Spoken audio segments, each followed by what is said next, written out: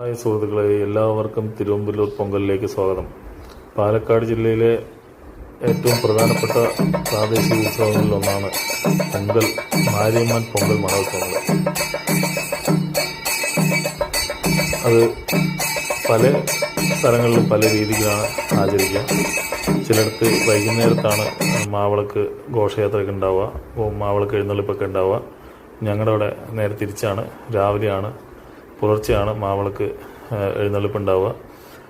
ചെണ്ടമേളത്തിൻ്റെ അകമ്പടിയോട് കൂടിയിട്ട് ഓരോ വീടുകളിൽ നിന്നും മാവിളക്ക് എന്ന് പറഞ്ഞാൽ പാലക്കാട്ടുകാരല്ലാത്തവർക്ക് അറിയുമെന്ന് എനിക്ക് സംശയമാണ്. എങ്കിലും അറിയാത്തവർക്ക് വേണ്ടി ഒന്ന് പറയാം.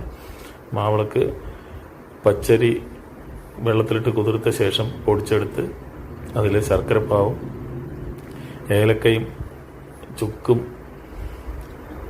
പൊടിച്ച് ചേർത്ത് പാകത്തിന് മധുരത്തിന് കുഴച്ച് ഉണ്ടാക്കിയെടുത്ത് ഒരു കേക്ക് പോലെ, അല്ലെങ്കിൽ ഒരു മൈസൂർ പാവ് പോലെ, അല്ലെങ്കിൽ അതിൻ്റെ ഒരു വലിയ രൂപം, ഒരു വലിയൊരു കട്ട പോലെ ഉണ്ടാക്കിയെടുക്കുന്നതാണ് മാവിളക്ക്. അതാണ് നമ്മുടെ മാരിയമ്മൻ ഭഗവതിക്കുള്ള ഇഷ്ട വഴിപാട്, മാവിളക്ക്.